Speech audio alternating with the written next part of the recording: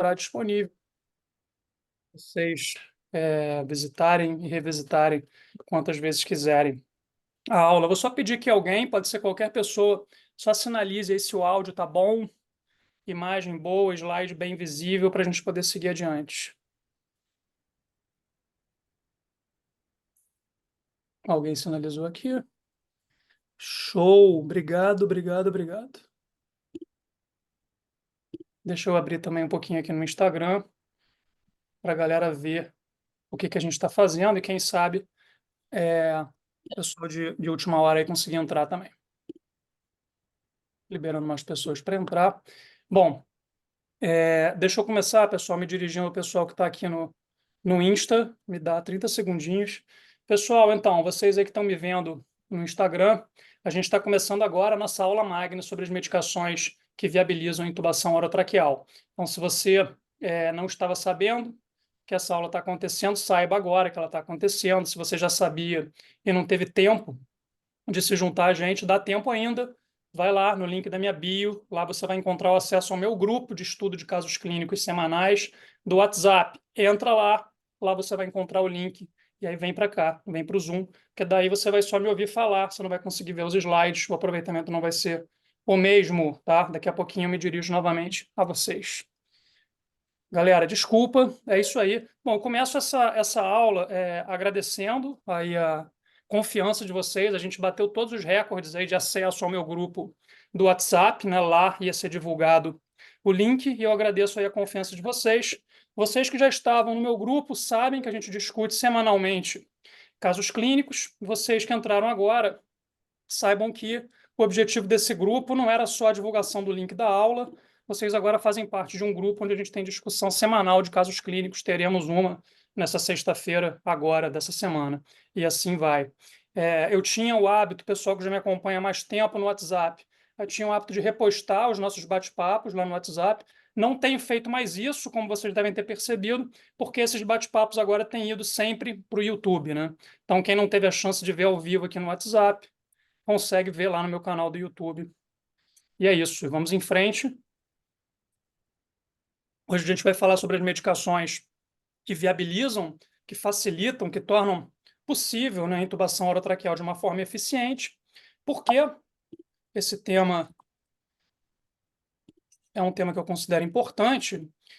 Pode ser que durante a sua graduação você tenha tido a chance de aprender a intubar, ou não. Eu espero que sim. Seja em cenários reais, em estágios, TI, emergência, ambulância, etc., que você tenha feito, ou até mesmo em cenários de simulação, né, como eu faço na UF, na FESO, né, a gente treina muito intubação orotraqueal em cenários de simulação. Então, pode ser que você tenha aprendido a intubar pacientes, pode ser que você seja um exímio intubador de bonecos. Porém, você não vai conseguir fazer muita coisa com esse conhecimento se você não tiver a possibilidade de utilizar drogas que tornam esse procedimento possível, né? A gente não vai, a não ser na situação da parada cardiorrespiratória, eu repito isso em aula, a gente não vai entubar ninguém sem fazer uso de medicações que viabilizam o procedimento. A única exceção é a parada cardiorrespiratória. Peço que quem estiver com o áudio aberto aí fechar, por favor. E é disso que a gente vai falar. Porém, não apenas a gente vai falar das drogas, né, e das suas doses, porque se fosse isso seria uma coisa muito estéril, né, muito sem significado ou sentido prático. A gente vai falar também, além de falar das doses, a gente vai falar como é que a gente dilui, como é que você vai prescrever isso para a enfermagem, para que isso possa ser de fato administrado. E a gente também vai falar nos diferentes cenários clínicos, as diferentes formas de utilização dessas medicações. Aqui eu estou me referindo muito especificamente a indução em sequência rápida, indução em sequência retardada, etc, etc. É claro que esse é um assunto inesgotável, né? Um tema quase infinito, a gente poderia ficar um fim de semana inteiro falando sobre isso. O que eu pretendo trazer aqui é aquilo de mais básico, aquilo de mais essencial, principalmente para quem não vai ser especialista nisso, quem não vai fazer terapia intensiva ou anestesiologia, por exemplo. Então vamos adiante. Se o slide me ajudar, ele resolveu me ajudar. Eu começo dizendo para vocês aqui que a indução, qualquer que seja a indução, ou qualquer que seja a forma como você vai induzir o seu paciente, ou seja, indução entendida aqui como administração de medicações que vão fazer esse paciente perder a consciência, evoluir para uma situação de analgesia e também de bloqueio neuromuscular. É isso que a gente quer dizer com indução. Então, a indução, qualquer que seja a forma, sequência rápida, indução de uma anestesia letiva, sequência retardada, ou até mesmo intubação acordada, são as 4 modalidades de indução que a gente vai falar. Qualquer que seja a indução, é importante que a gente entenda que a gente está perseguindo 3 objetivos que são distintos, né, nessa indução. E a gente tem 3 diferentes classes de drogas que vão ter Você não quer ouvir. esse objetivo. Eu preciso que vocês fechem o áudio, por gentileza. Pedir para fechar o som. Obrigado. Então, quais seriam esses 3 objetivos e quais seriam as 3 classes de drogas que permitem que a gente alcance esses objetivos? O primeiro, evidentemente, está aqui como número 2, hipnose e sedação. Hipnose e sedação são sinônimos, né? Hipnose é um termo mais técnico, sedação é um termo menos técnico. Então, hipnose ou sedação significa dizer que o paciente vai perder a consciência. Quais são as drogas ou a classe de drogas que permite que a gente cumpra esse objetivo? São exatamente os hipnóticos sedativos venosos. Quais são as drogas a que eu estou me referindo aqui? Midazolam, cetamina, propofol, tomidato. Então, o primeiro objetivo, hipnose e sedação, e a gente tem os hipnóticos venosos que vão cumprir esse objetivo. Segundo objetivo que a gente gostaria de alcançar em qualquer indução seria atenuar a resposta ao input nociceptivo. Nossa, professor, complexo isso, né? Se quiser chamar de analgésico, ok, tá? Estou de boa com isso. Pode chamar também as drogas que atenuam o input nociceptivo, também como analgésicos. Se quiser ser muito correto, muito puritano, você pode argumentar que se o paciente está sob hipnose, não faz sentido chamar a droga de analgésico, né? Porque dor pressupõe consciência. Então, se o paciente perdeu a consciência, ele está sob hipnose, não faz mais sentido chamar essa droga de analgésico, mas é isso que ela está fazendo, está produzindo analgesia. Né? Por que abolir o input nociceptivo? Porque eu estou cortando a aferência desse estímulo doloroso, ou seja, nociceptivo. Então, eu estou rompendo com o input nociceptivo, é isso que os analgésicos vão fazer. A gente só não chama aqui de analgésico, para ser muito correto, porque o paciente não tem consciência, mas pode chamar a partir daqui, eu vou me referir a essas drogas como analgésicos. Então, essa classe de drogas está representada no nosso dia a dia e da emergência, da UTI, principalmente pela lidocaína e pelo fentanil. E, por fim, não menos importante, a gente quer também induzir bloqueio neuromuscular, porque a gente quer, entre outras coisas, a gente quer a abdução das pregas vocais, das cordas vocais. Tá? Então, a gente quer que as cordas vocais estejam em posição de abdução, abertas, para que a gente possa passar o tubo orotraqueal. A gente também quer imobilidade, a gente também quer um paciente que tenha menos resistência de mandíbula, de musculatura cervical, a gente quer tudo isso, mas, sobretudo, a gente quer laringoscopar e encontrar as cordas vocais abertas. É essencialmente por esse motivo que a gente faz bloqueador neuromuscular durante uma indução qualquer que seja a técnica. E aqui, o neuromuscular está representado no contexto da emergência da UTI, também basicamente por 2 drogas. Eu estou me referindo aqui a succinilcolina e rocurônio. A gente vai nessa aula falar muito da succinilcolina e vai deixar o rocurônio para um outro momento. Tá? Então, entendam isso. Durante qualquer indução, qualquer modalidade de indução, perseguimos 3 objetivos distintos e temos 3 classes de drogas distintas que nos ajudam a cumprir esses objetivos. Agora, falando entre as diferentes modalidades de indução, são 4, né? Eu sempre repito isso em aula, né? Qualquer que seja a indicação da intubação orotraqueal, né? Aquela situação ela vai cair em um desses 4 algoritmos. E são algoritmos, né? Eu me refiro aqui a 4 algoritmos. A indução em sequência rápida, a indução de uma anestesia geral eletiva, é o meu dia a dia no centro cirúrgico, mas não é o dia a dia de vocês, que vão lidar com esses pacientes num outro contexto, fora do centro cirúrgico, na maioria das vezes.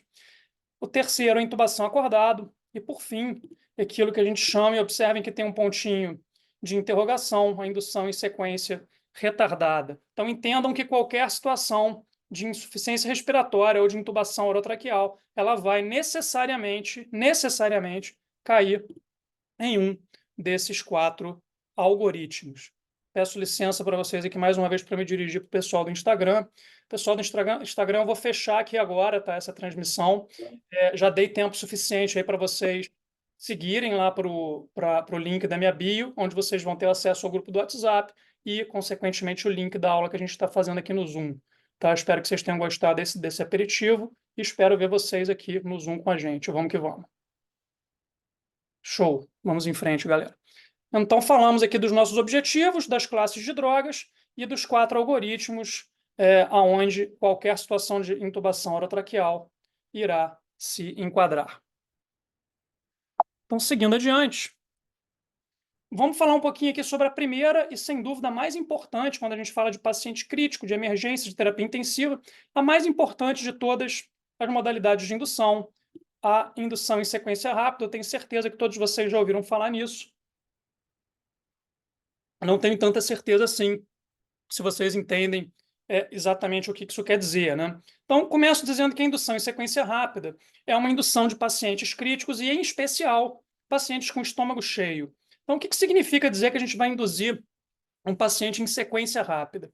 Basicamente, significa dizer que eu quero que o intervalo entre esse paciente perder a capacidade de proteger a minha via aérea, ou seja, perder os reflexos protetores de via aérea, e o tubo está corretamente posicionado e com o balonete inflado, eu quero que esse intervalo seja minúsculo, o menor possível. Por que eu quero isso? Porque eu estou inferindo, estou deduzindo que esse paciente é estômago cheio, então se ele tiver um longo intervalo durante a minha indução em que ele é incapaz de proteger a via aérea, ele está sob um risco relativamente alto aí de ter regurgitamento de conteúdo gástrico e broncoaspiração. Então, repetindo, indução em sequência rápida é uma indução onde, a miúde, o paciente tem estômago cheio e eu quero que o intervalo entre ele perder os reflexos protetores de via aérea e o tubo está corretamente posicionado e com o balonete inflado, eu quero que esse intervalo seja o menor possível, no ideal, 45 segundos. Então, entende-se disso que essa é uma indução rápida, nem sempre vai ser uma indução estável ou cardioestável, porém, é uma indução cujo objetivo é diminuir o risco de broncoaspiração. Apesar de tudo isso, observem aqui no algoritmo que eu não vou me furtar de tentar obter o meu intervalo seguro de apneia, o intervalo de segurança de apneia. É aquilo que eu obtenho através da pré-oxigenação. A gente pré-oxigena um paciente antes de intubar, basicamente, também repito isso o tempo inteiro em aula, que a gente quer preencher toda a capacidade pulmonar desse paciente com uma FO2 de 100%, coisa que normalmente não é o que acontece, né? Nós aqui todos temos uma FO2 de 21% no pulmão, então eu quero transformar a FO2 desse pulmão em 100%, para que, depois que esse paciente entre em apneia, eu tenha um longo intervalo de tempo até que ele comece a desaturar. É para isso que a gente pré-oxigena, né? E a gente chama isso de intervalo de segurança de apneia. Na indução em sequência rápida, eu certamente vou fazer isso, não vou me furtar de fazer isso. Porém, como esse doente é estômago cheio, eu não posso ventilá-lo de forma ativa, com pressão positiva. Então, a pré-oxigenação ela vai ser feita de uma forma passiva, né? Antes de fazer qualquer coisa, a gente vai adaptar uma máscara facial nesse paciente, ambu, fonte de oxigênio, e você vai falar, seu João, Dona Maria, respira, respira, que isso vai te fazer bem, esse arzinho aqui vai te fazer bem. Vai deixar o paciente se auto-pré-oxigenar até quando? Até que a saturação suba. Imagine que é uma pessoa que chegou em insuficiência respiratória, está saturando mal, então a gente vai deixar essa pessoa se auto-pré-oxigenar até que a saturação suba. Até quando? 100%, 99%? Seria o ideal, mas nem sempre vai ser possível num paciente crítico, né? Imaginem que a causa desse paciente ter evoluído para insuficiência respiratória foi, por exemplo, uma sepse pulmonar. Não vai chegar em 100%. Então, vai chegar até o ponto onde não sobe mais. Eu vou entender que aquilo ali é o máximo possível para aquele paciente. Então, é assim que a gente vai para oxigenar um paciente numa indução em sequência rápida, sem fazer ventilação ativa, enquanto ele ou ela ainda tem drive ventilatório, de modo que o paciente ou a paciente vai se auto-pré-oxigenar. Depois disso, né, quando a gente atinge o máximo possível de saturação, né, a pré-oxigenação está completa, a gente vai fazer as drogas de indução da sequência rápida, né? Lembrando que, se eu quero ter um intervalo minúsculo entre a perda dos reflexos protetores de via aérea e o tubo está bem posicionado com o balonete inflado, eu quero que esse intervalo seja, no ideal, de 45 segundos, eu preciso lançar mão de drogas que tenham uma curta latência, que tenham um início de ação clínica muito pequena. Então, é exatamente por isso que quando a gente fala de bloqueador neuromuscular na sequência rápida, eu mencionei que são 2 drogas, succinilcolina e rocurônio, porque são os únicos bloqueadores neuromusculares que propõem um tempo de latência clínica tão pequeno. As demais drogas bloqueadoras neuromusculares não têm essa capacidade. Por isso também, quando a gente fala em analgésicos, né, para uso na sequência rápida, a gente está falando basicamente de lidocaína e de fentanil. A gente não vai falar de outros opioides, por exemplo, que têm uma latência muito longa. Em relação aos hipnóticos, isso não faz sentido, porque todos eles têm uma latência muito curta. Então, esse é o racional: pré-oxigenação, uma auto-pré-oxigenação sem ventilação com pressão positiva, uso de medicações, hipnóticos, analgésicos, bloqueador neuromuscular, nessa sequência, que tem uma latência clínica, um início de efeito clínico pequeno, ideal 45 segundos. Depois disso, você vai fazer a chamada manobra de Selick, assim que esse paciente entrar em apneia, que nada mais é do que a compressão do anel cricoide.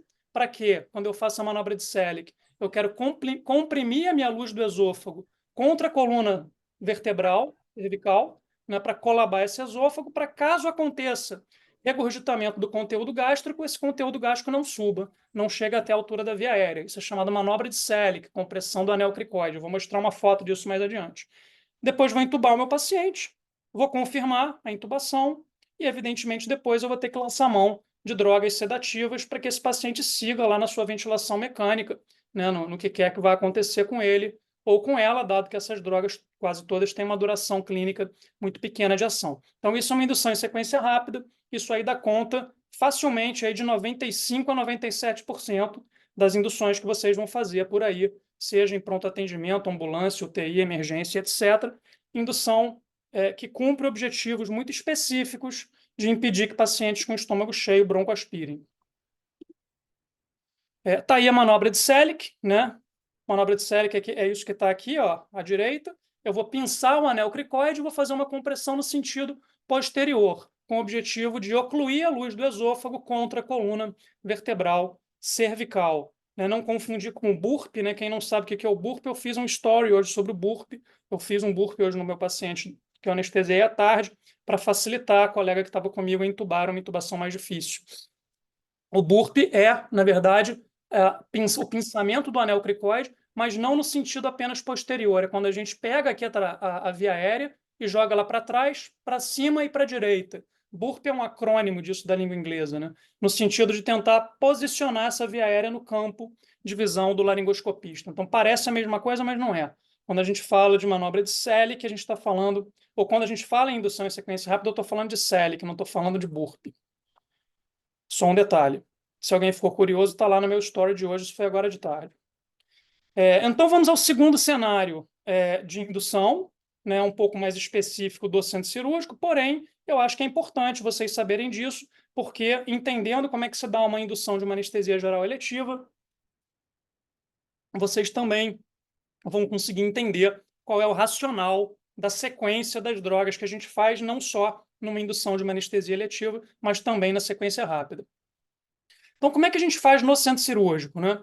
E por que a gente faz desse jeito que eu vou explicar? Basicamente porque o paciente é estômago vazio. As pessoas que vão ser operadas eletivamente, vão ser submetidas a uma cirurgia e uma anestesia eletivas, têm, normalmente, estômago vazio. Então, é possível fazer dessa maneira que a gente vai descrever. A primeira coisa que a gente vai fazer é posicionar esse paciente ou essa paciente para intubação através da colocação do coxim suboccipital, né, a sniff position, né, isso daqui, a anteriorização da cervical e não a sua extensão.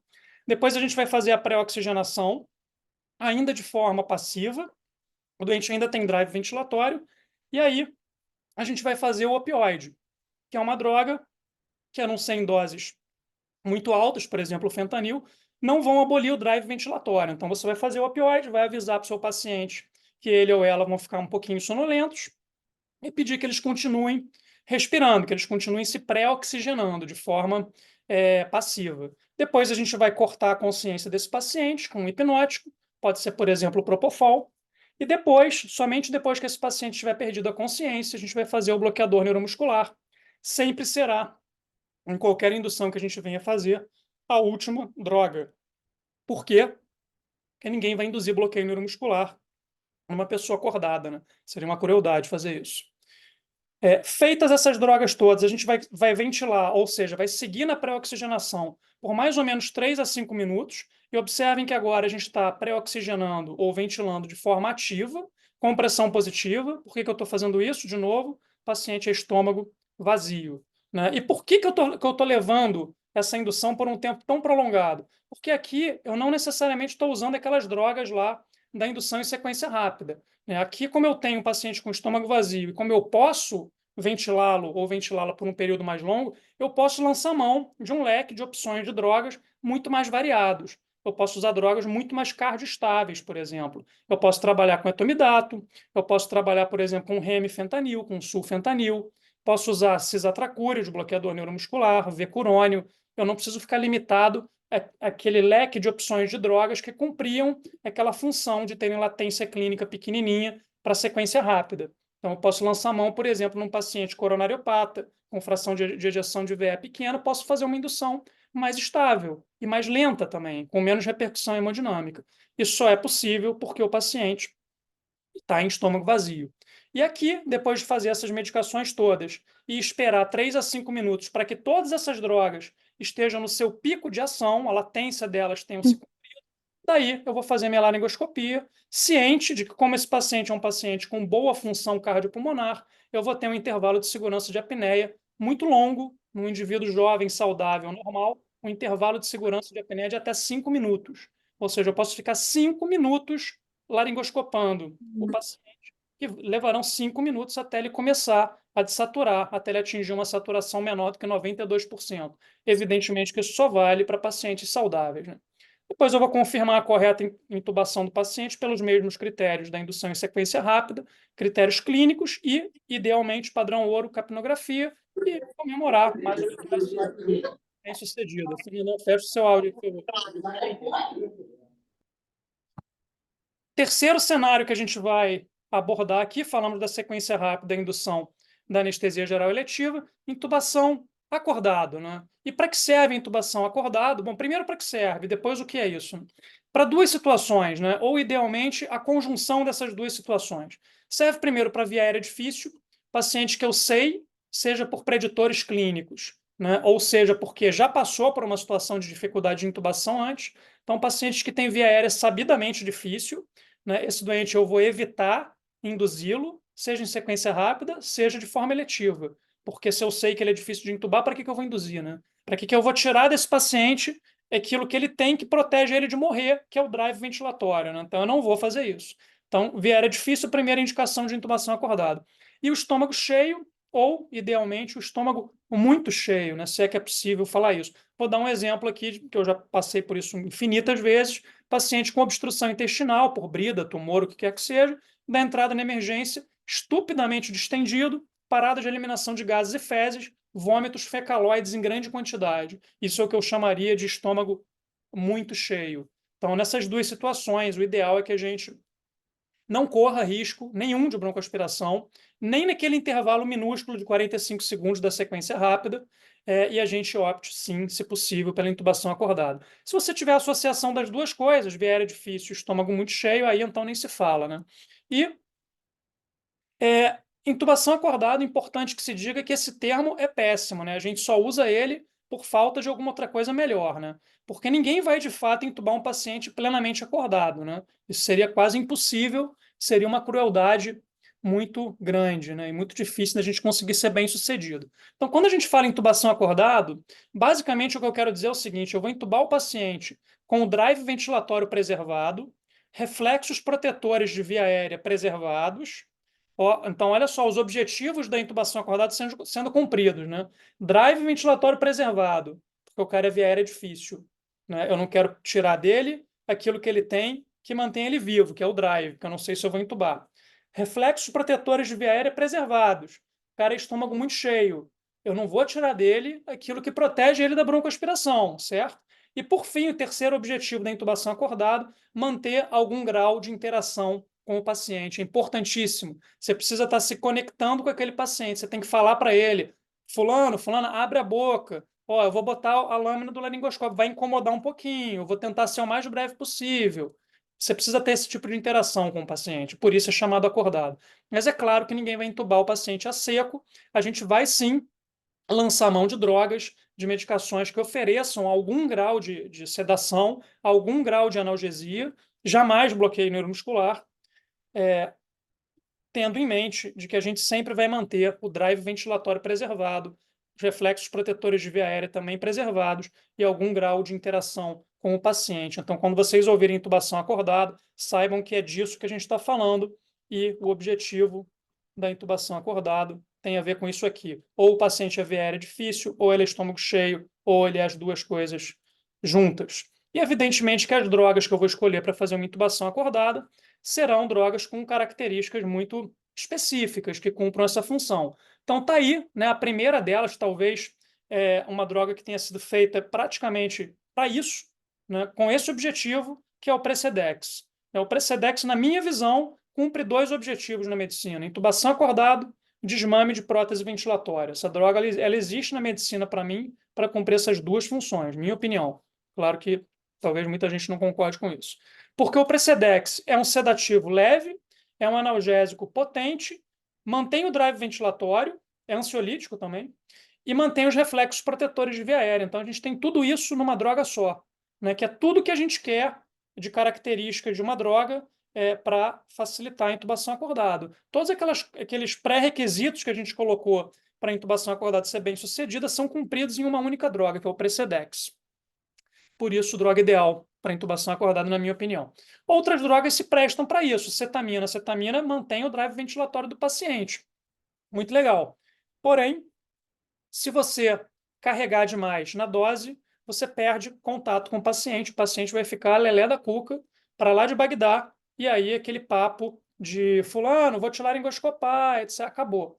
Você não tem mais conexão com o paciente. Midazolam. Midazolam é um hipnótico leve, legal para intubação acordado, mas também tem que segurar muito a mão, não pode exagerar, senão o paciente vai ficar muito sedado, você perde a conexão com ele e pode também causar depressão do drive ventilatório, isso pode ser inconveniente. Esse é o problema do fentanil. O fentanil não causa nenhuma hipnose no paciente, o paciente continua se conectando com você, porém pode sim deprimir de forma importante o drive ventilatório. Propofol, mesma coisa, né? Desde que você use de ml em ml, de 2 ml em 2 ml, né?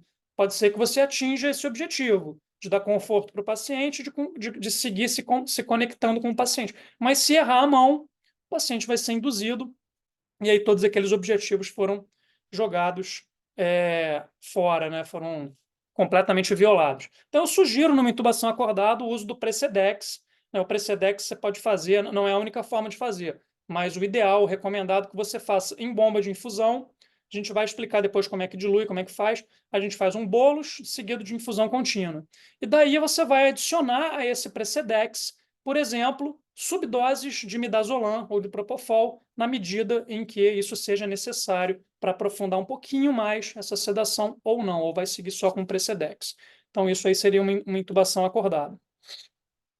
Tá aí o algoritmo da intubação acordada, né? Se você tiver sucesso, né, na sua intubação acordada, usando todos esses critérios, todas essas estratégias que eu comentei, ótimo, né? Se você não tiver sucesso com isso, o que você vai ter que fazer? Se for uma cirurgia eletiva, por exemplo, você vai ter que partir para uma via aérea cirúrgica, você vai pedir que o cirurgião que está com você faça uma traqueostomia, por exemplo. Se não era uma situação tão eletiva assim, né, e que não dá tempo de fazer a traqueostomia, ou você vai partir para uma via aérea cirúrgica de urgência, uma crico, né, ou você vai reverter essa situação para uma indução em sequência rápida, ciente de que o paciente tem risco de broncoaspiração, certo? Entendendo que a gente usou intubação acordada por ser ele ou ela estômago cheio.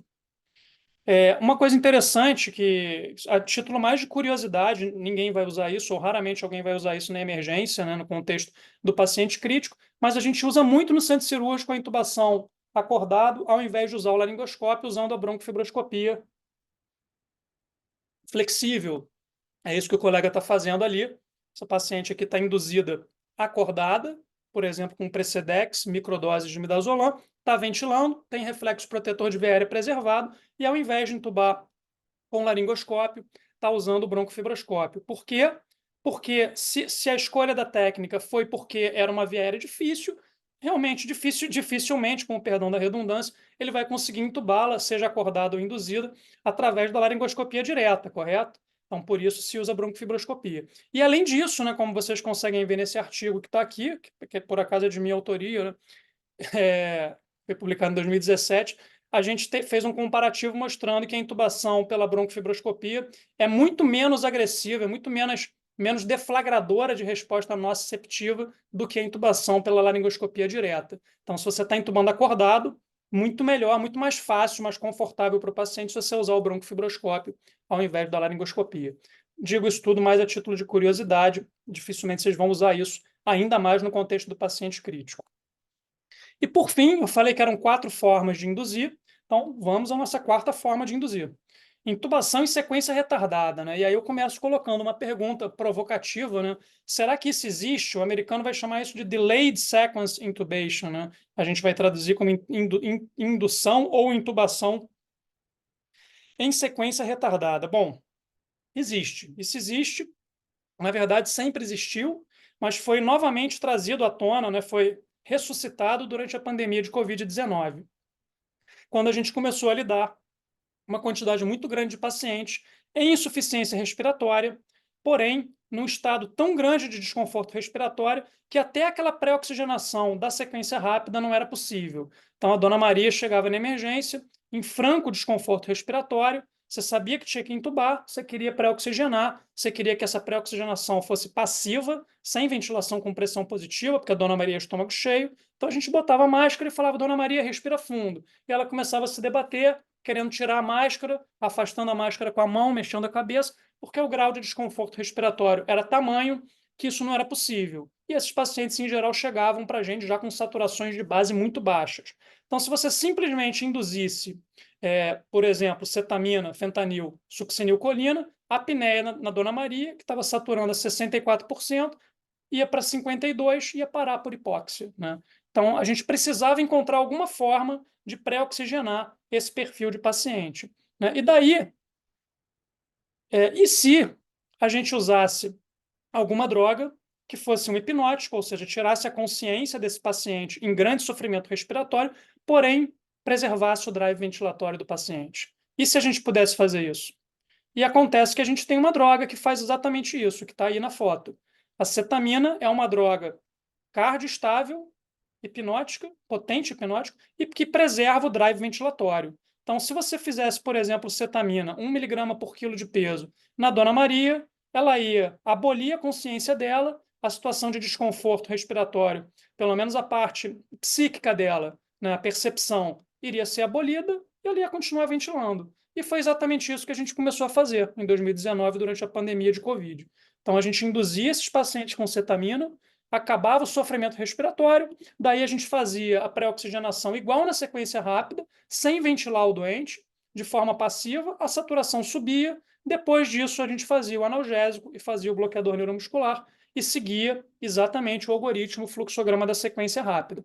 Como, nesse caso, a gente retardou, né, a pré-oxigenação e o bloqueio neuromuscular para um momento posterior, começou-se a se chamar isso de indução em sequência retardada. Observem que isso é exatamente igual a uma sequência rápida, porém eu estou invertendo a ordem aqui do que eu estou chamando de pré-oxigenação e pré-medicação. No caso aqui, a pré-medicação é a cetamina, é o hipnótico, né? Embora eu tenha dado o exemplo do COVID, porque o COVID, né, dada a magnitude do sofrimento respiratório e a quantidade enorme de pacientes em 2019 e 2020, trouxe à tona uma coisa que já existia, mas era muito pouco usada antes. É evidente que essa indução em sequência retardada pode ser usada em vários outros quadros de sofrimento respiratório, não precisa ser COVID.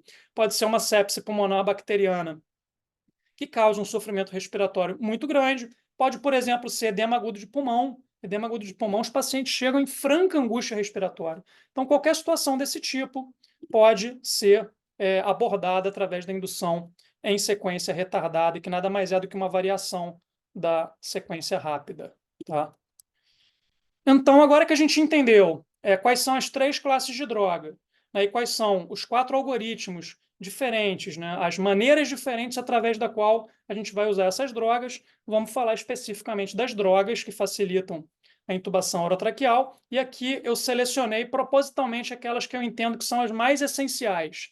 É claro que quem me acompanha na minha comunidade, né, ou quem vai estar presente lá no nosso evento presencial, a gente vai ter chance de discutir outras drogas também, mas hoje eu queria que vocês saíssem daqui com aquilo que eu entendo que é o essencial. Então, Então, vamos lá. E quais seriam essas drogas essenciais? Vamos começar aqui pelos analgésicos, né? Aquelas drogas que diminuem o input nociceptivo.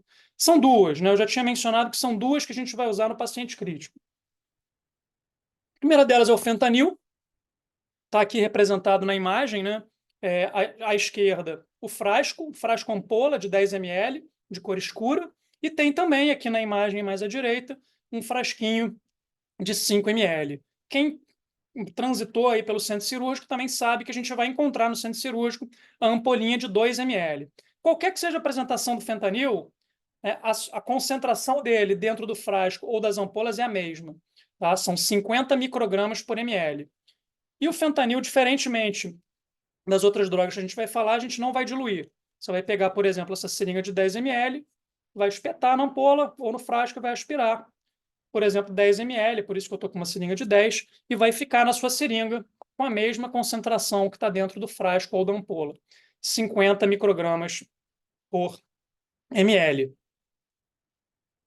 A dose, né? Qual é a dose que a gente vai usar? A faixa de variação de dose é relativamente ampla, 3 a 5 a 10 microgramas por quilo de peso. Recomendo que vocês, como a gente na maioria das vezes vai estar lidando com um paciente crítico, pacientes instáveis, e a maioria de vocês não vai fazer anestesia ou terapia intensiva, eu recomendo que vocês fiquem com uma faixa de variação mais estreita do que essa, de 3 a 5 microgramas por quilo de peso.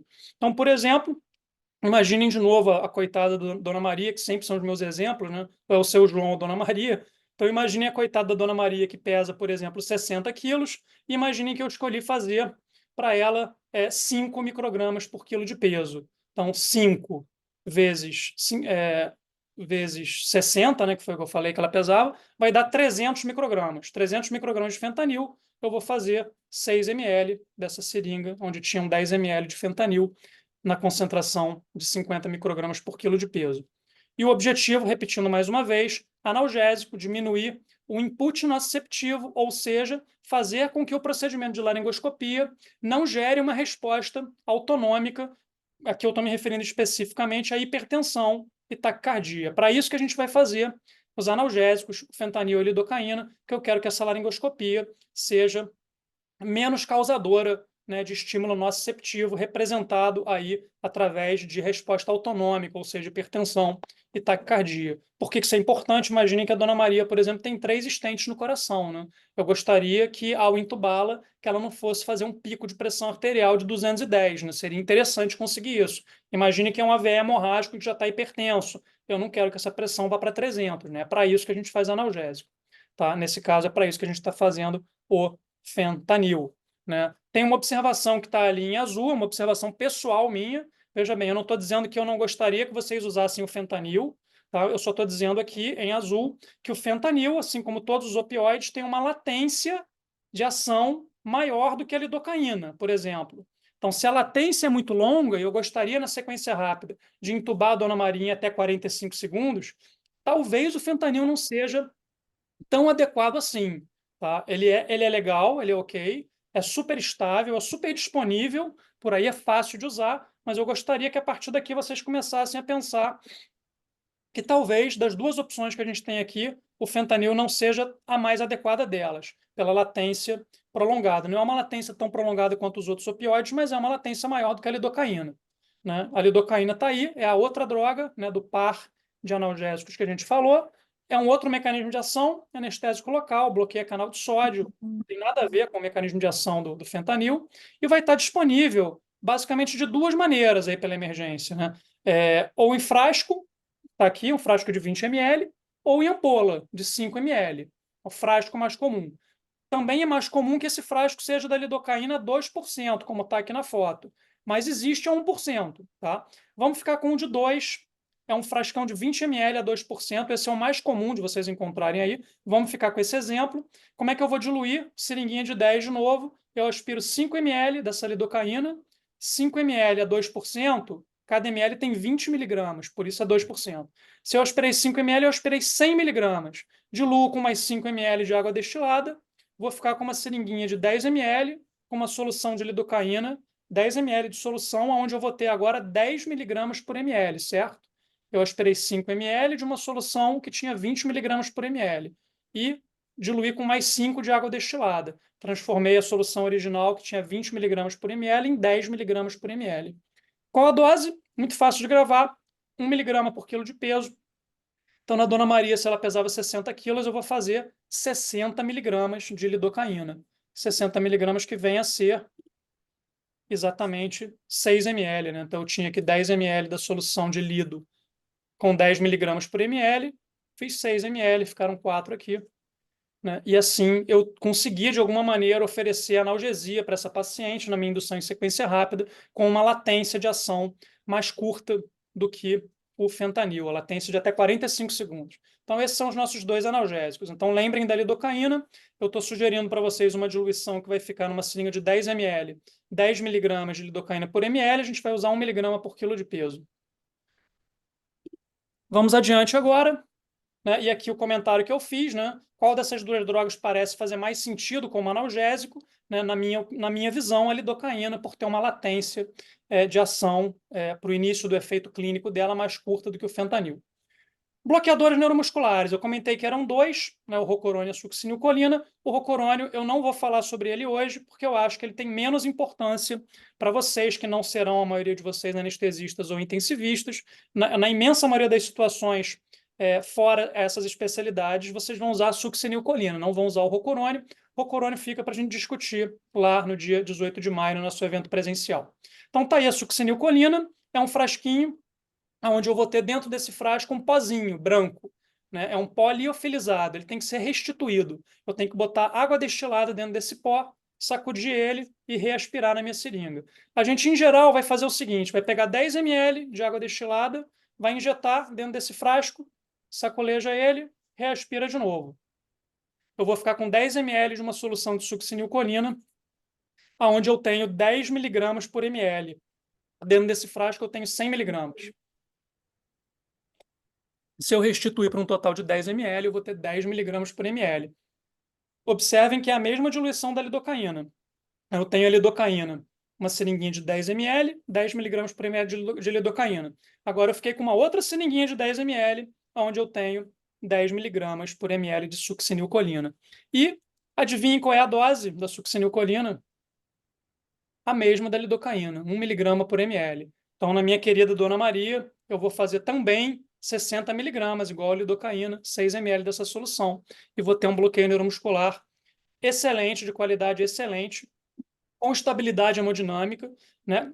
Pregas vocais completamente abduzidas, paciente cardioestável, atenção aos efeitos de miofasculação da succinilcolina. A succinilcolina é um bloqueador neuromuscular da classe dos despolarizantes, significa dizer que ela primeiro vai causar contração muscular generalizada, tão generalizada e tão intensa que vai levar a uma situação de esgotamento da sinapse neuromuscular, de modo que depois vai advir uma paralisia flácida e que dura muito pouco tempo, dura 5 a 10 minutos. Por isso a gente gosta tanto da succinilcolina. Então ela vai produzir condições ótimas de intubação orotraqueal nessa dose em 45 segundos e se você falhar a intubação, em 5 a 10 minutos o paciente vai reassumir o drive ventilatório. Por isso ela é uma droga muito boa para a gente pensar em paciente crítico, indução em sequência rápida. E além disso, olha que coincidência, a diluição e a dose de indução é a mesma da lidocaína.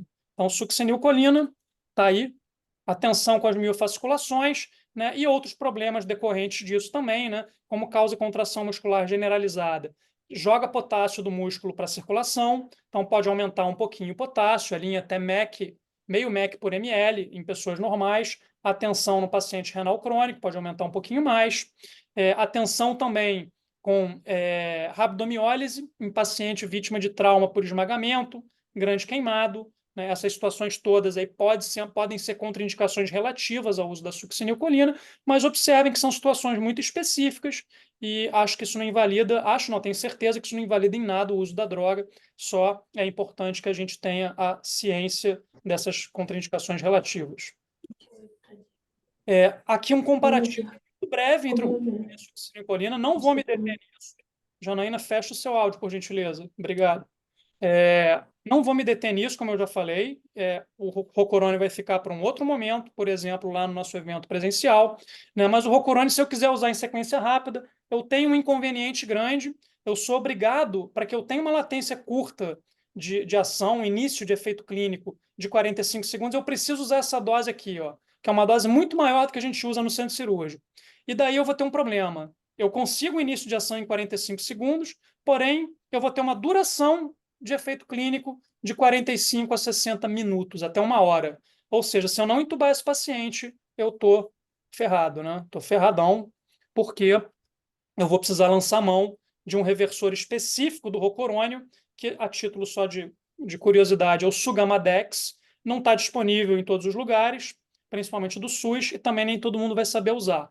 Então, por isso eu não gosto de recomendar para vocês que não serão anestesistas ou intensivistas o uso disseminado ou sistemático do rocurônio. Acho a succinilcolina uma coisa muito mais razoável para o clínico e para quem não vai fazer especialidades que lidem com isso aí no dia a dia. Tá? Então, succinilcolina e lidocaína são as minhas duas recomendações quando a gente fala de bloqueador neuromuscular, quando a gente fala de analgésicos. Vamos adiante agora, terceira e última classe, os hipnóticos. Né? E eu falei para vocês no início da aula que a gente tem vários, principalmente quatro, né? Propofol, etomidato, cetamina e midazolam.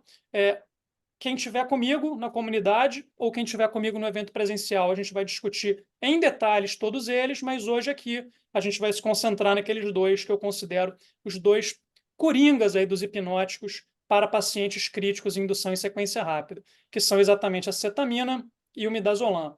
Propofol é muito bom, Propofol é maravilhoso, é a droga que eu mais uso no meu dia a dia, mas é uma droga cardio instável, instável. A maioria dos pacientes críticos de emergência de UTI são pacientes instáveis do ponto de vista hemodinâmico. Então, se você não tiver um domínio muito grande do uso do Propofol, vai matar muita gente, né? E a gente não quer isso de jeito nenhum. Então, eu deixo o Propofol para a gente discutir num outro momento. O etomidato é uma droga ótima para pacientes instáveis hemodinamicamente, porém, infelizmente, por vários motivos, não é uma droga tão disponível assim fora do centro cirúrgico. Então, por isso, acho que nem faz muito sentido a gente perder muito tempo aqui falando dela. Agora, cetamina e midazolam é aquilo que vocês vão encontrar em qualquer pronto atendimento, qualquer ambulância, qualquer emergência, e vão atender muito bem o objetivo de vocês induzirem pacientes críticos de uma forma eficiente e segura. Começo falando pela cetamina, e eu tenho uma preferência pessoal maior por ela. Vou explicar para vocês por que ao longo dessa fala. Cetamina vai estar disponível por aí, fora do centro cirúrgico, principalmente através de um frasco, como está aqui nessa figura. É um frasco de 10 ml, onde eu vou ter, igual o fentanil, 50 por ml, mas aqui não é 50 microgramas, são 50 miligramas por ml de cetamina. No centro cirúrgico, a gente também encontra ampola de 2 ml de cetamina, tá? Onde eu também vou ter 50 miligramas por ml. E como é que dilui a cetamina, professor? Vou sugerir para vocês de novo, uma seringa de 10 ml, aspira 2 ml, 2 ml de cetamina são 100 miligramas, dilui para 10. Fiquei com uma solução de cetamina. Elise, feche seu microfone, por favor. Fiquei com uma solução de cetamina, onde eu tenho 10 ml de cetamina, agora a 10 miligramas por ml, certo? Eu tinha 100 miligramas, dilui para 10. Então, eu fiquei com uma solução de 10 ml de cetamina com 10 miligramas por ml. Olha só isso que interessante, hein? Igualzinho a diluição da lido, igualzinho a diluição da succinilcolina. E qual seria a dose da cetamina? 1 miligrama por ml, a dose de indução de cetamina. Igualzinha da lidocaína, igualzinha da succinilcolina. Olha que coisa linda. Então, na Dona Maria, que pesa 60 quilos, eu vou fazer 1 miligrama por ml, que vem a ser exatamente 6 ml dessa solução de cetamina. Então, eu tenho, por exemplo, aqui um analgésico, um bloqueador neuromuscular e um hipnótico.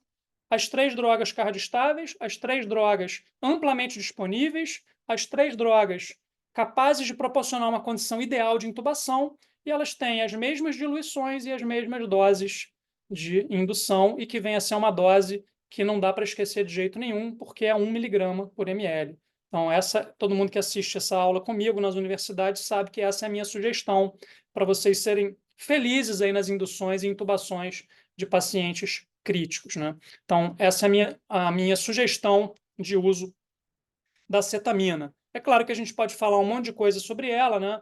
Diferentemente dos outros hipnóticos, ela não é um agente GABAérgico, está ali, é um antagonista de receptor NMDA, e exatamente por ter um mecanismo de ação diverso dos demais hipnóticos, né, ela vai causar um tipo de sedação ou de anestesia, se quiser chamar assim, que é completamente diferente do propofol, do midazolam ou do etomidato, né, a chamada anestesia dissociativa, né, que embora o paciente perca a consciência, esse paciente vai continuar de olhos abertos, com um drive ventilatório preservado, hemodinâmica estável, e se ele tiver numa dose intermediária de cetamina, ele vai chamar urubu de meu louro, né? Ele vai alucinar. Então, a cetamina, numa dose intermediária, tem efeitos psicodélicos, né, psicoativos, né, de agitação psicomotora, alucinação, várias coisas nesse sentido.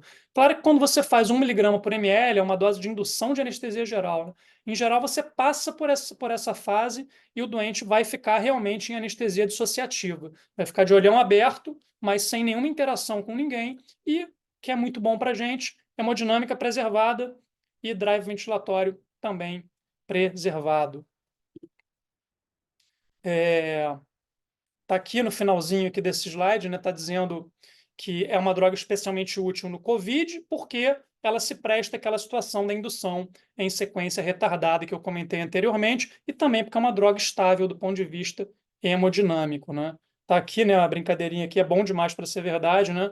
É bom demais para ser verdade, mas no caso aqui é verdadeiro, né? Cetamina é uma droga de indução perfeita ou praticamente perfeita para um paciente crítico, principalmente esse paciente que está instável do ponto de vista hemodinâmico e respiratório.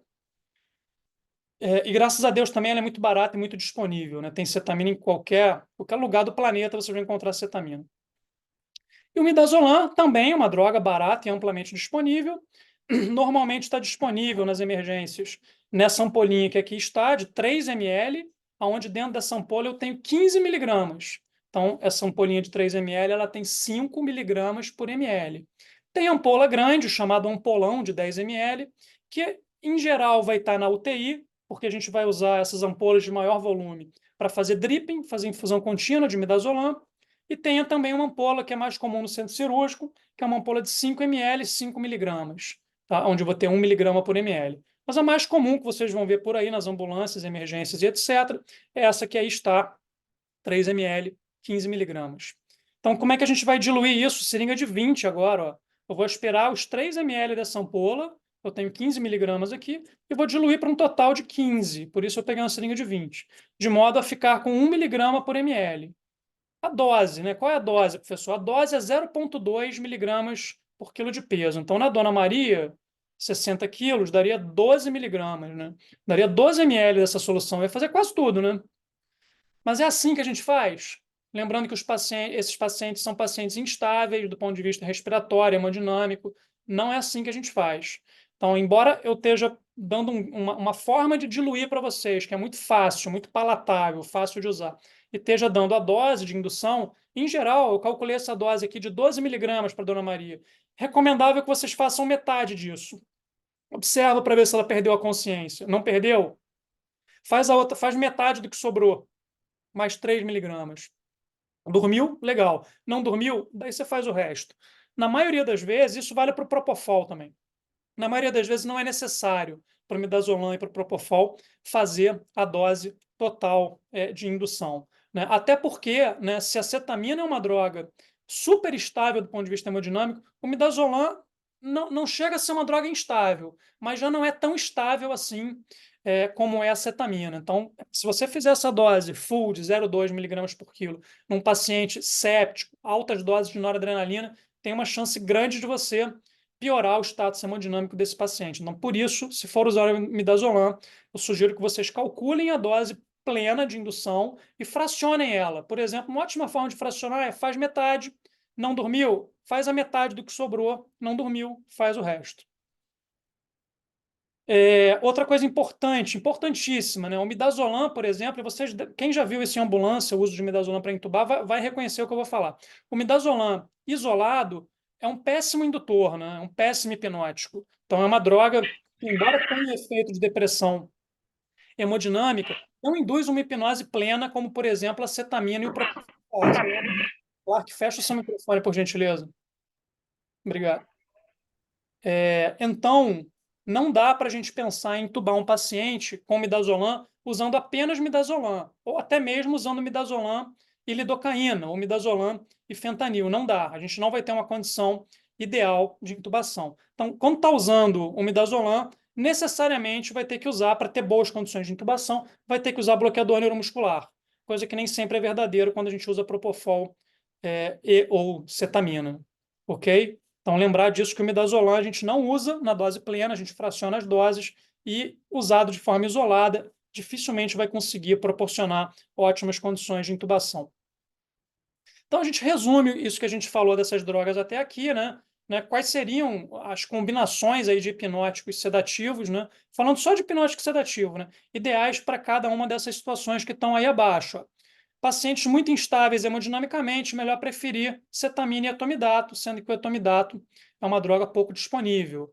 Né? Midazolam, super seguro, porém, se for usar, dificilmente dá para usar ele de forma isolada. Tem que pensar em usar outras drogas, em especial aí, bloqueador neuromuscular. Propofol é o padrão ouro, é a droga que produz a melhor qualidade de hipnose, porém é uma droga muito instável do ponto de vista hemodinâmico. Recomendo que vocês não usem ela de forma rotineira nos pacientes críticos e, principalmente, se você no segmento da sua vida não for trabalhar diariamente com isso, que talvez prefira, dê preferência ao midazolam e principalmente a cetamina. E reforço o que eu já falei, né, uma ótima escolha, uma ótima combinação, uma sugestão minha para vocês, prefiram a lidocaína associada a cetamina e succinilcolina nessa diluição que eu falei, a lidocaína, frasquinho de lidocaína 2%, aspirar 5 ml, completar para 10, a succinilcolina restituir o frasquinho de 100 miligramas também para 10 e a cetamina aspirar 2 ml, completar para 10. As três soluções terão 10 miligramas por ml de cada uma das três drogas e as doses são as mesmas, 1 miligrama por quilo de peso. Garanto para vocês que vocês vão entubar todo mundo muito bem com essa combinação e, além de entubar muito bem, com muita segurança do ponto de vista hemodinâmico. Finalizo aqui a título de curiosidade, né? Eu falei tanto do Precedex para intubação acordado, vou falar um pouquinho sobre ela. Está aqui, quem nunca viu um frasquinho de Precedex, é a dexmedetomidina. Né? Precedex é o nome da primeira formulação comercial que surgiu por aí. Né?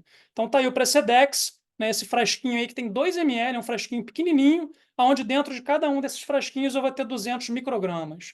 Então cada ml tem 100 microgramas, certo?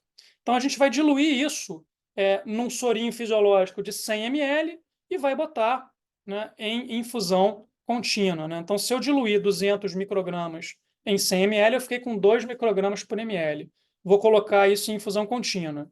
Tá? A título de curiosidade, realmente só de curiosidade, está aqui a dose de indução, bolos, 1 micrograma por quilo de peso, né? E depois eu vou manter isso, vou fazer esse bolos ao longo de 10 minutos e vou manter em bomba de infusão essa concentração que está aqui, 0,2 a 0,7 microgramas quilo hora. Tá? E vou manter isso.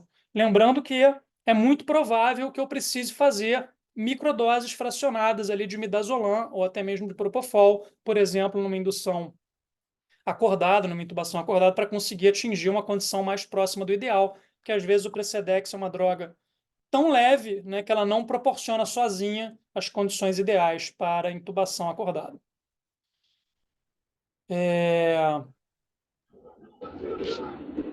Vou dar uma pausa aqui agora, gente, um intervalozinho, porque eu não sei quanto a vocês, mas eu preciso tomar uma Coca-Cola. Então, vou dar uma breve pausa aqui e aí a gente volta já já. Antes da pausa, eu queria trazer algumas informações para vocês. Pedir que feche o som, quem entrou agora. Obrigado. Antes da gente fazer uma pausazinha breve aqui para tomar um café, enfim, antes da gente voltar e discutir casos clínicos, eu separei 4 casos clínicos para a gente discutir hoje. Mas antes da gente entrar na pausa, eu queria trazer algumas informações para vocês, até pegando como gancho uma conversa que eu tive hoje com estudantes meus lá em Teresópolis, lá na FES. Eu estou vendo que um deles está até aqui, o Fernando. Hoje a gente estava conversando sobre um problema, né, muito sério que eu vejo assim no Brasil, e que tem tudo a ver com o que a gente está falando hoje aqui. Né? Hoje a gente está falando aqui de cuidado com o paciente crítico, né? Que é uma situação que demanda qualificação constante, educação continuada, perseguir excelência naquilo que a gente está fazendo, né? Perseguir treinamento, né? Bons estágios, boas práticas de simulação. Né? O cuidado com o paciente crítico é uma das situações da medicina que mais demanda compromisso, né? Nosso compromisso com a qualidade da nossa formação, né? Então, diante dessa conversa que eu tive hoje lá em Teresópolis, não sei se o Rogério está aí também, o Fernando, eu estou vendo que está. Queria trazer algumas informações para vocês que, para mim, são muito preocupantes, cara.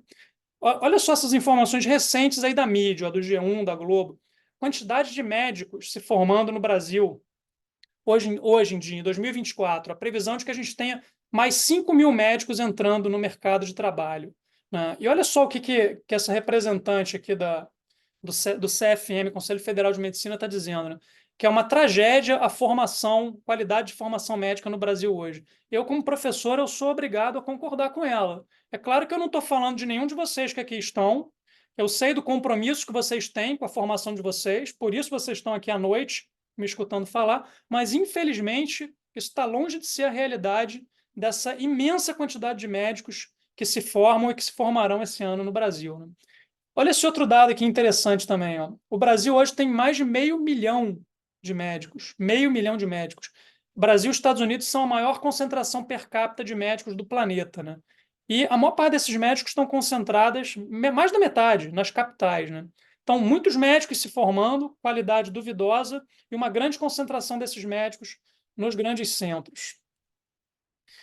Muitas coisas me preocupam em relação a isso, né? Como professor, e como alguém que pretende mentorar de alguma maneira aí a carreira de vocês, né? Por exemplo, ó, no ambiente onde você tem muito médico mal formado e concentrado em grandes centros, é, os plantões de qualidade ficarão mais escassos, né? Aqueles plantões que agregam mais a carreira de vocês ficarão cada vez mais escassos, da mesma maneira que a remuneração também vai cair, né? Então, o que eu vejo aí nessa galera nova que está entrando no mercado de trabalho é isso que eu elenquei aqui, ó. Elenquei algumas coisas que talvez vocês se identifiquem, talvez faça sentido para vocês. Eu vejo muitos médicos jovens aí sufocados pelas pressões dos seus primeiros plantões, plantões em condições nem sempre adequadas, várias vezes insalubres.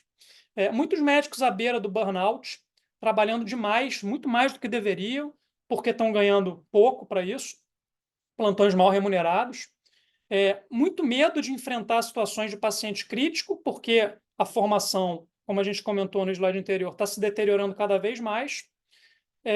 Por vezes, né, quando é o caso de pessoas mais comprometidas com o estudo, com muito conhecimento teórico, porém, muita dificuldade de aplicar esse conhecimento na prática. Por exemplo, isso tudo que a gente falou aqui, eu sei, por ser professor de graduação, que ninguém fala disso na graduação de medicina, né? Como eu comecei a aula dizendo, talvez vocês saibam entubar, mas vocês não sabem as drogas que vocês vão fazer e principalmente como fazer essas drogas, né? Então, diante disso, é natural que as pessoas sintam insegurança, né? Você vai dar um plantão, você entubou 1 milhão de bonecos, mas se chegar uma pessoa de verdade, você sabe indicar a intubação, mas você não sabe como fazer aquilo acontecer, né? Então, isso é um problema sério nas graduações de medicina, né? E eu sei também que a maioria de vocês quer ser um médico ou uma médica de destaque, né? Mas eu também sei que a maioria de vocês não sabe muito bem como fazer isso acontecer, né? E a graduação de medicina que vocês estão fazendo, não por culpa de vocês ou da faculdade de vocês, ela não prepara vocês para fazerem as escolhas corretas em relação a vocês se destacarem na carreira de vocês. Então, esse é um diagnóstico, é um retrato que eu faço da medicina hoje, em 2024. Depois vocês comentam para mim aí no chat se isso faz ou não faz sentido para vocês. Coisas que eu vejo que faltam muito aí nas graduações de medicina país afora, né? Prática, tá? Vou pular o primeiro item, vou direto para o segundo. Prática em situações reais, né? Hoje em dia, cada vez menos vocês têm chance de estagiar em bons locais e de executar habilidades práticas, né, em pacientes de verdade. Muito médico, muito estudante, poucas situações possíveis de cenários práticos. Pouca prática simulada, talvez nas faculdades privadas até um pouco mais, mas em geral, pouquíssima prática simulada. Então fica uma quantidade enorme de conhecimento teórico e o não saber como aplicar isso na prática. Outra coisa que me preocupa demais, falta de grupo de apoio, né? É um pouco o que a gente tenta fazer aqui com o nosso grupo do WhatsApp, a nossa comunidade. Vocês não têm a quem recorrer, vocês não sabem com quem tirar dúvida, né? Um bate-papo como a gente teve hoje lá na Faculdade de Medicina de Teresópolis. Eu sei quanto isso é raro, viu, Fernando? Por isso que eu quis perder o meu tempo, entre aspas, porque eu sei quanto isso é importante para vocês, né? E eu sei quanto vocês são carentes disso, de ter um grupo de apoio para que vocês possam fazer as escolhas corretas, no sentido de terem uma carreira plena. E outra coisa que me preocupa muito é a falta de pensamento crítico, né? É a tal da medicina baseada em evidências, né? Todo mundo sabe que isso é importante, mas vamos combinar a verdade? Isso é colocado, não é nem em segundo plano, isso é colocado em 15º plano na faculdade de medicina, né? Então, vocês são entupidos, goela abaixo de conhecimento teórico, sem conseguir ter a ajuda da medicina baseada em evidências para fazer um filtro crítico em relação a esse conhecimento. Isso é o contrário de tudo que eu acredito, né? Aqui tem algumas fotos de situações aí do meu dia a dia, que ilustram um pouco de quais são os meus valores, né? Então, educação continuada, interação com colegas do mundo inteiro, colegas que possam te ensinar, te agregar, humildade para reconhecer o que você não sabe e saber que você precisa perseguir esse conhecimento, porque o seu paciente merece isso.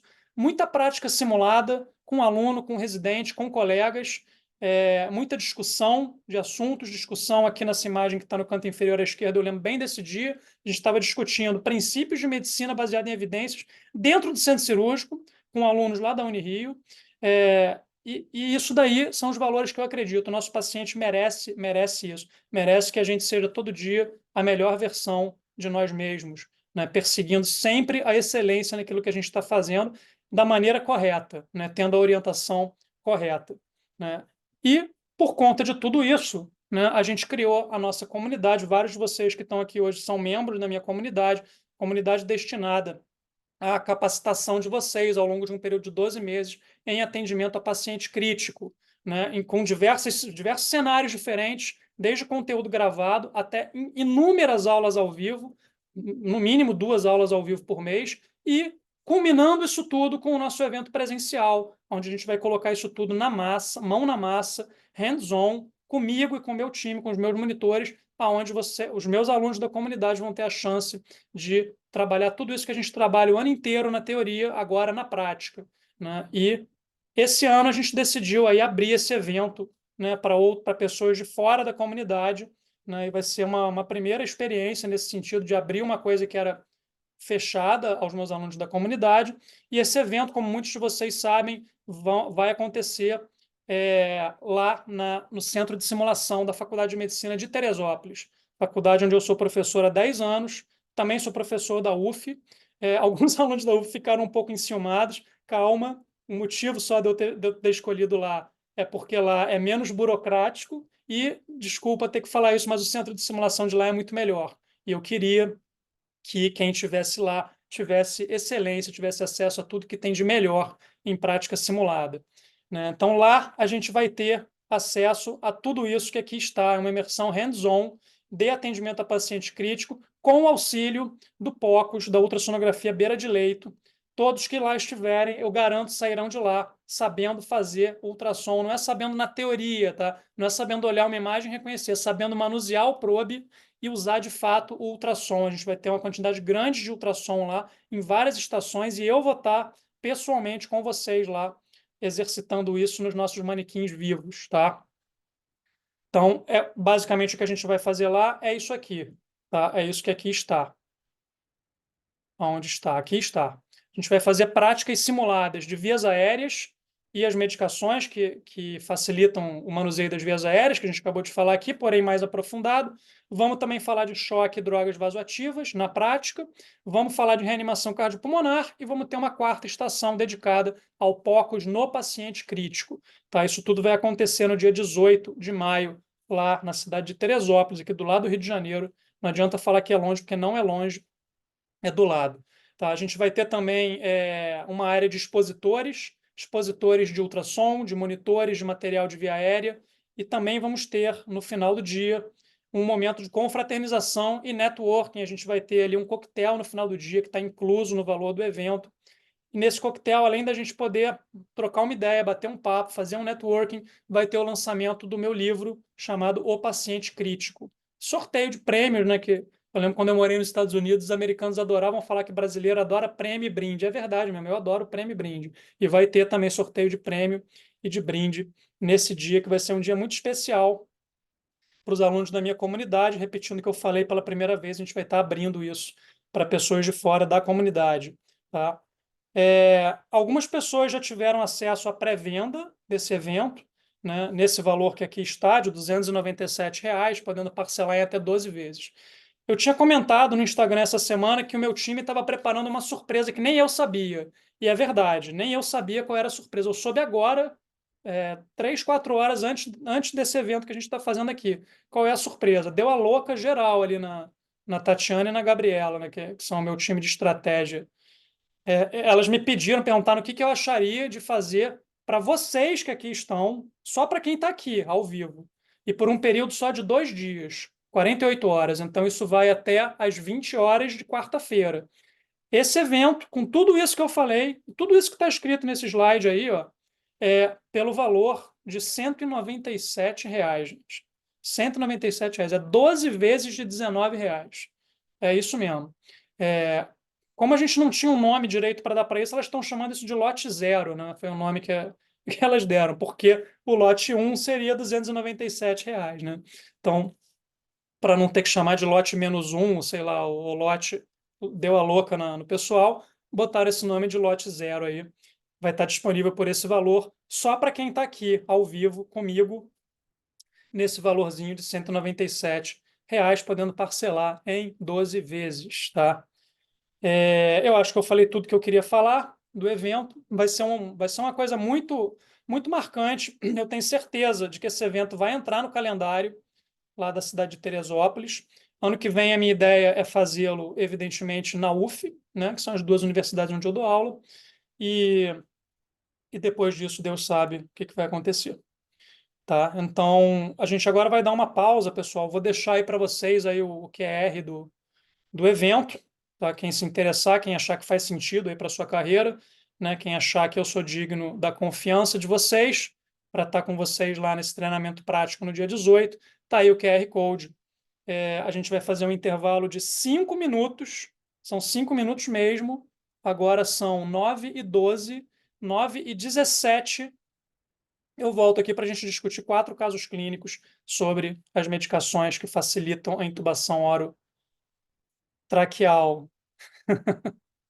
A Alê está comentando aqui que ela adorou a foto dela no slide. Eu fiquei muito feliz com esse dia, viu? A Alexandra é minha ex-aluna lá de Teresópolis. Teve um dia que eu fui passar um paciente complexo para terapia intensiva, no pós-operatório, ela estava de plantão lá.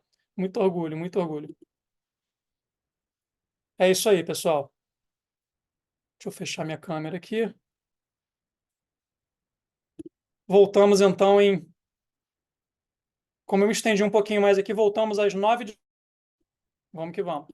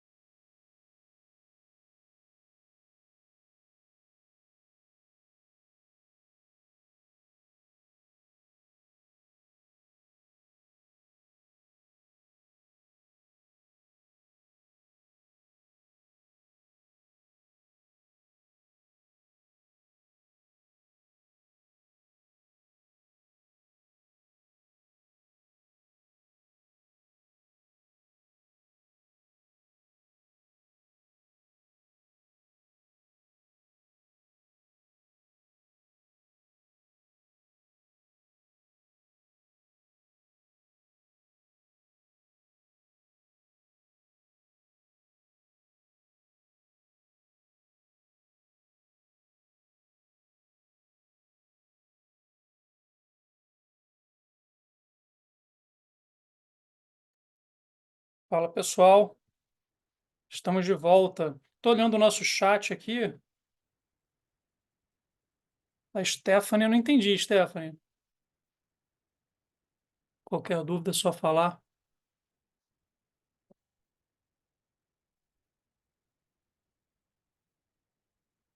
Bom, depois você me explica, eu não entendi, não. Podemos seguir adiante, pessoal? Na discussão dos casos? Partiu. Vamos que vamos, Fernandão. Então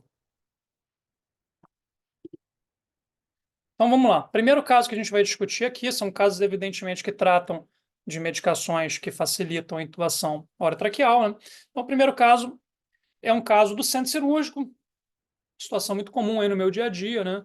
Então temos aí a sempre presente, né? A onipresente Dona Maria, 64 anos de idade.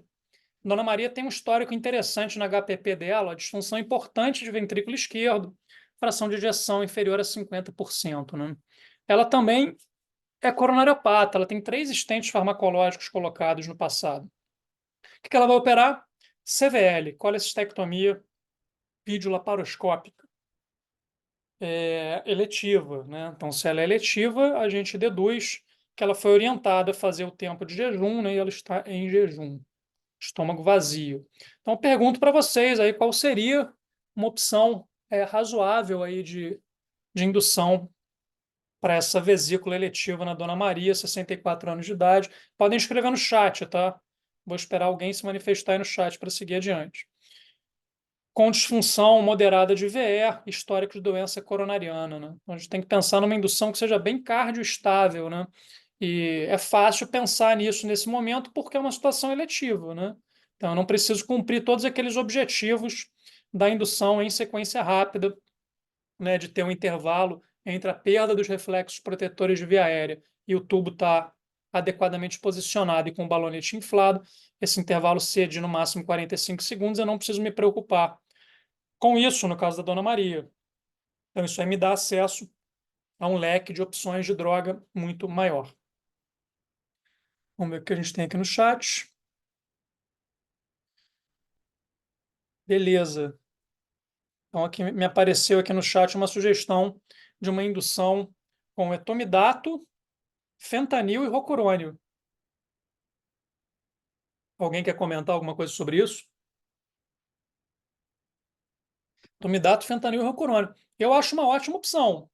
Vamos ver aqui qual seria a minha sugestão. Etomidato, um hipnótico sedativo venoso super estável, disponível no centro cirúrgico. A gente não falou sobre ele até aqui de propósito, né? Porque, como eu falei, é pouco disponível, mas cumpre muito bem essa função de ser um hipnótico cardioestável, que é o que a Dona Maria precisa. Fentanil também, ótima opção. E rocurônio, porque ela é estômago vazio, não tem preditor de via aérea difícil, não tem problema nenhum aqui. O rocurônio na dose convencional, né? Não naquela dose dobrada que a gente falou ali, né? Porque na dose convencional vai demorar 2 minutos para começar a agir, então eu vou ter que ventilar ativamente a Dona Maria, não tem problema nenhum porque ela é estômago vazio. Né? E rocurônio é uma droga também super estável, proporciona ótimas condições de intubação. Eu acho que está muito bem escolhido dessa maneira. Vamos ver qual foi a solução que eu propus aqui. Ó.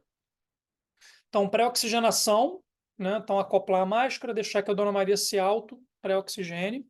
Depois, fentanil, e lidocaína, ok? Né? Aqui não faz diferença, né? Porque o fentanil tem uma latência mais longa, mas não tem problema nenhum aqui, porque eu posso demorar para entubar a Dona Maria e posso ventilá-la ativamente porque ela é estômago vazio. Então, é tomidato, que foi a sugestão que tinha me sido feita aqui no chat, ou midazolam.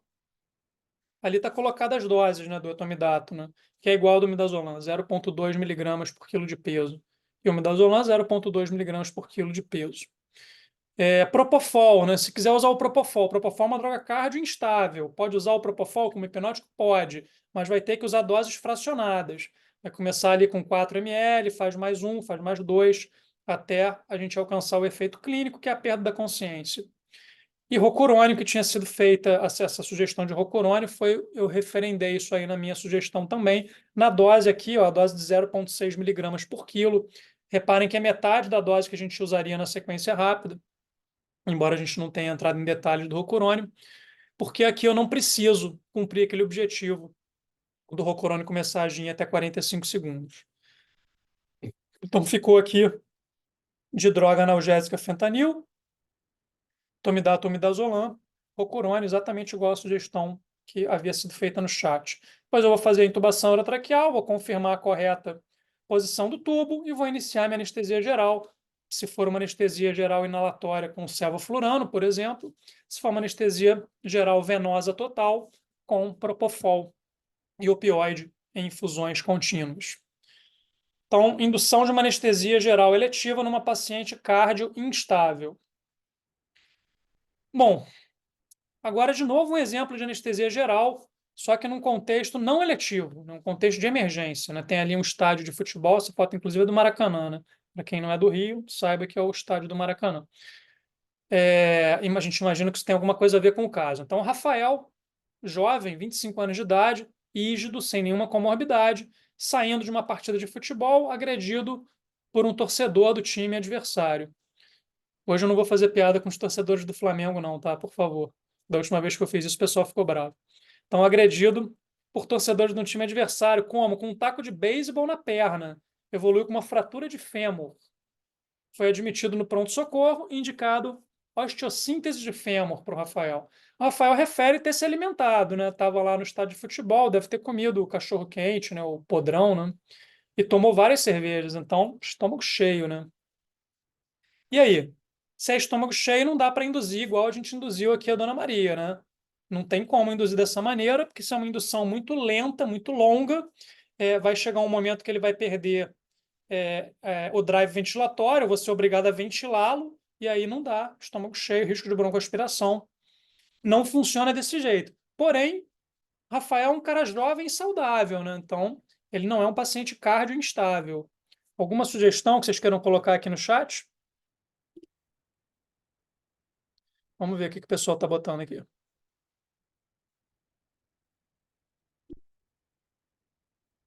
Boa. O pessoal prestou atenção na aula mesmo, cara. Ficando orgulhoso. Ó, tá sendo sugerido aqui, ó. Lidocaína, cetamina e succinilcolina. Ou indução acordada, que a Suzana está falando. Ótima observação, Suzana. Ótima observação. Mas aí, assim, qual vai ser o diferencial aqui? Observa que isso é muito subjetivo, tá? Lembra que eu chamei especial atenção para a indução acordada num paciente com estômago muito cheio?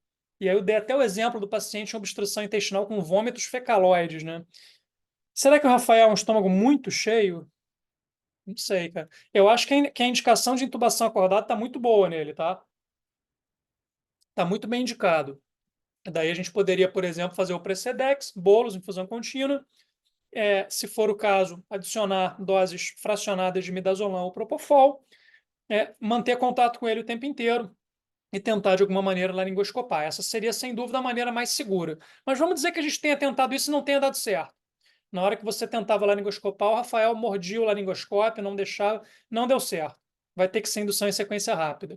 Então, aí está sendo sugerido aqui para a gente fazer cetamina, lidocaína e succinilcolina. Eu acho uma ótima escolha. Mas nesse caso, por exemplo, dá para fazer propofol. A gente vai ter uma qualidade de hipnose melhor e tem baixíssimo risco de acontecer alguma instabilidade hemodinâmica nesse paciente. Porque ele é jovem, saudável e está estável do ponto de vista hemodinâmico. Não é um paciente séptico, não é alguém que está em choque hipovolêmico, hemorrágico, nada disso. Então, talvez eu substituísse, embora eu não tenha falado do Propofol na aula, talvez eu substituísse a cetamina nesse caso aqui pelo Propofol. Vamos ver aqui qual foi a sugestão. Então, pré-oxigenação, estômago cheio, então é aquela pré-oxigenação passiva, né? Então, eu acoplo a máscara e deixo o paciente se auto-pré-oxigenar. Lidocaína, propofol, poderia perfeitamente ser acetamina, tá? Quem falou cetamina, não me atentei quem foi, não está errado de jeito nenhum. Rocurônio. Rocurônio está na dose dobrada, né? Porque isso é uma sequência rápida, 1,2 miligramas por quilo. Poderia ser succinilcolina? Poderia, né? É um trauma, mas isso não é trauma por esmagamento, não é grande queimado. Poderia ser, aliás, eu não sei porque que eu botei o rocurônio aqui. Poderia perfeitamente ser a succinilcolina, né? Se for fazer o rocurônio nessa dose, tem que lembrar que, caso vocês falhem em intubação, vai ter um tempo muito longo, né, de apneia, vai ter que precisar pensar em fazer o reversor específico, que é o Sugamadex. Tá? Então, talvez a gente possa pensar em trocar esse rocurônio aqui por succinilcolina. Não ventilar sob máscara, fazer a manobra de Sellick, intubar, confirmar a intubação, ele vai ser operado de novo, então, aí depois da intubação, iniciar a anestesia geral, se for inalatória com sevoflurano, se for venosa total, propofol, infusão contínua, opioide, infusão contínua. Agora, um caso fora do centro cirúrgico. Então, temos aqui a Dona Irene. A Dona Irene, 70 anos de idade, né? Imagine que vocês estão de plantão aí no hospital escola de vocês, plantão de clínica, internato, aí 12º período, próximo de se formar. E vocês são chamados na enfermaria, de noite, de madrugada, para assistir a Dona Irene. 70 anos, sem comorbidade, está internada lá no hospital escola de vocês com uma pneumonia. Está fazendo tratamento com antibiótico terapia venosa. Está lá tomando seu Tazocin, sua ceftriaxona. Só que vinha bem, vinha evoluindo com melhora, porém, nos últimos 2 dias, a Dona Irene evoluiu com piora clínica, piora dos marcadores inflamatórios, piorou o leucograma, piorou o PCR, e vocês foram chamados pela enfermagem para avaliar o caso. A Dona Irene está bastante taquidispneica, bastante desconforto respiratório, saturando mal, 82%. Não fala nada sobre a hemodinâmica dela, mas vamos dizer que ela esteja com pressão arterial de 90/60, né? Sepse pulmonar aí comendo solta, né? E ela satura mal desse jeito já com oxigênio-terapia suplementar, né? Então, qual seria uma indução interessante nesse caso aí? Olha que eu martelei isso aí na aula aos montes, hein? Vamos lá, galera do chat. Quem é da comunidade não pode errar isso aí de jeito nenhum, hein?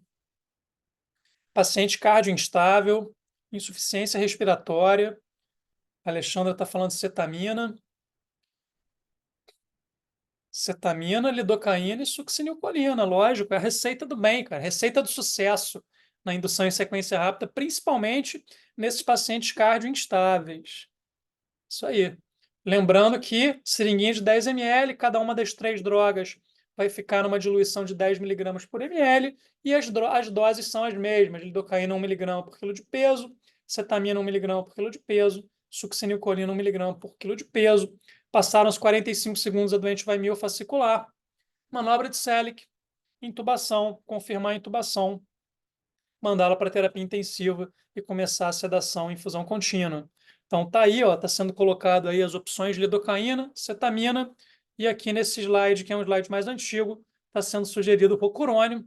Eu faria uma correção nesse slide, eu trocaria isso aqui pela succinilcolina, tá? Porque o rocurônio, de novo, na indução em sequência rápida, vai ter que ser a dose dobrada, 1,2 miligramas por quilo de peso. Se vocês não entubarem a Dona Irene, vai ter que fazer o Sugamadex. Vamos dizer que não tenha disponível no hospital de vocês, no hospital do SUS, mais difícil ter o Sugamadex, ou mesmo que tenha, vocês não são anestesistas, vocês não estão familiarizados com a utilização do Sugamadex, melhor optar aqui pela succinilcolina. Confirmou a intubação, começar a sua sedaçãozinha contínua ali, por exemplo, com midazolam e fentanil em infusão contínua, transferir a Dona Irene lá para a UTI, né, e reculturar, trocar antibiótico, etc, e etc. O último caso que eu separei para vocês aqui é um caso cirúrgico, né? Aparentemente cirúrgico, porém, vocês estão atendendo esse paciente no momento pré-cirúrgico, na emergência. É o seu José, né? Seu José, primo do seu João, que aparece toda hora nos nossos casos também. Seu José tem 75 anos de idade, histórico de diversos procedimentos cirúrgicos anteriores no abdômen. Deu entrada na emergência com importante distensão abdominal, timpanismo difuso, a percussão e vômitos fecaloides, além de parada de eliminação de gases e fezes. O que é isso aí, hein? Qual o diagnóstico sindrômico? Galera que está mais ativa no chat aí. O que seu José tem? Qual o diagnóstico sindrômico dele? Pessoal da FESO que fez prova hoje de tópicos especiais aí, ó. Caiu isso na prova, inclusive, hein? Abdômen agudo, Alexandre está dizendo aqui. Mais do que isso, abdômen agudo obstrutivo, exatamente. Esse é o diagnóstico sindrômico. Qual o provável diagnóstico etiológico aí? Com esse histórico aí de diversos procedimentos anteriores na cavidade abdominal. Tem até uma imagem aqui radiográfica, aqui, uma imagem de empilhamento de moedas, né? Obstrução de intestino delgado.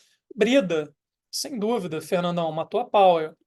Brida, né? Seu José tem uma síndrome de obstrução intestinal, abdômen agudo obstrutivo, por provável brida, né? Então é indicado, evidentemente, laparotomia exploradora. Só que vocês vão entubar seu José na emergência. Decidiram entubar ele na emergência. Alguém se arrisca aí qual seria a melhor modalidade de indução nesse caso? E quais seriam as drogas mais razoáveis? A gente falou bastante nisso, né? Esse sim é um caso que eu classificaria, viu, Suzana, como estômago muito cheio, né? Pô, o cara tá vomitando fezes, né? Imagina se você induzir esse cara e essas fezes forem parar no pulmão, né? É tudo que a gente não quer, né? Então, nesse caso, eu faria opção, sim, pela intubação acordado, utilizando preferencialmente o Precedex, né? Então observa aí o que o esqueminha está sugerindo para a gente, ó. Lidocaína, eu não falei muito sobre isso na aula, mas agora é um bom momento para falar, que na intubação acordada a gente vai usar muita anestesia tópica, muita anestesia local, então lidocaína spray na cavidade oral, usar e abusar disso. Pré-oxigenação passiva, né? O seu José vai se auto-pré-oxigenar, porque ele é estômago muito cheio. Precedex, bolos seguidos de infusão contínua e cetamina, talvez, microdoses. Midazolam, talvez, microdoses, se for necessário, para atingir um nível melhor de sedação. Porém, não pode perder o contato, a conexão com o seu José. E poderia acrescentar aqui também nesse slide o Propofol, talvez também dessa mesma maneira, microdoses fracionadas. Vamos dizer que a gente tenha introduzido o laringoscópio na cavidade oral do seu José, tenha conseguido entubar. Confirmou a posição do tubo com a capnografia. Assim que confirmou a posição do tubo, Propofol na veia dele para ele perder a consciência imediatamente, né, porque ninguém merece estar entubado e acordado, né? Depois, seguir aí com anestesia geral lá no centro cirúrgico. De novo, se for venosa total, Propofol e opioide em infusões contínuas. Se for anestesia inalatória, sevoflurano. Então, galera, era isso que a gente tinha para falar hoje. Eu espero, assim, do fundo do meu coração, que vocês tenham aproveitado demais aí esse conhecimento. Já saiam a partir de amanhã usando e abusando aí disso aí nas intubações em pacientes críticos.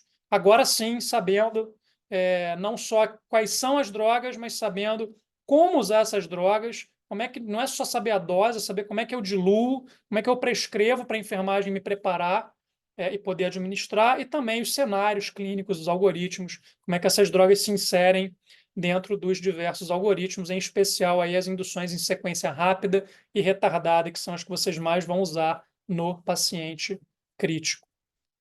Vou dar uma lidinha aqui. Segue aí o QR Code, tá, da inscrição. Eu espero muito vocês lá nesse evento. Conto muito com a presença de vocês. Vai ser um dia muito legal. Muito legal mesmo. Tainá, obrigado. Fernandão, obrigado também. Eu que agradeço vocês. Leodair, muito obrigado pela presença. Espero muito ter ajudado aí no dia a dia, como você falou. Suzana, figurinha carimbada sempre, né? Uma das minhas alunas mais fiéis aí. Obrigado pelo carinho, viu? Fernando também. A gente se conheceu agora há pouco, mas também agradeço muito o carinho de vocês todos. Não sei se vai ter aqui também nessa. Valeu, Ale. Se vai estar aqui presente nesse momento aqui nessa aula, o pessoal do meu time que está me dando bronca, porque a gente resolveu fazer esse lote zero, mas peço desculpas aí, já vou te responder, Sandro. Peço desculpas aí para a galera que fez a pré-venda, né? É, algumas pessoas sabem que houve uma pré-venda, né? Antes da gente estar anunciando aqui esse evento, hoje, esse evento de imersão, aconteceu uma pré-venda, né? Antes disso. E algumas pessoas já se inscreveram no evento na pré-venda e pagaram o valor de 297. Então, se alguma dessas pessoas estiver aqui, o pessoal do meu time está me puxando a orelha aqui, dizendo o seguinte: como a gente está anunciando esse lote zero num valor abaixo do que a galera pagou, quem fez essa inscrição na pré-venda vai ser contactado pelo meu time, tá? E vai ser oferecida a opção de ter a devolução dessa diferença, que se não me engano é um valor de R$ 100, ou vai ganhar o meu livro de graça autografado, tá? Aí a pessoa escolhe, tá? Só para que fique claro aí. E o motivo só disso estar acontecendo, desculpa aí, a Gabi está me dando bronca aqui. Isso só está acontecendo porque essa coisa do lote zero, isso foi uma decisão de agora, tá? Foi 3 horas atrás. Então, ainda não tá fixo na minha cabeça essa ideia. Tá? Mas fica tranquilo, quem fez a inscrição na pré-venda vai ter a chance aí de ser ressarcido disso ou adquirir o livro autografado aí de graça, o que preferir. Obrigado, Esmeralda. Não vejo a hora de encontrar você e a Suzana aí no presencial, lá na FESO. Vai ser muito especial aí dar aula presencial para vocês, além do digital. Vou interromper a nossa gravação também.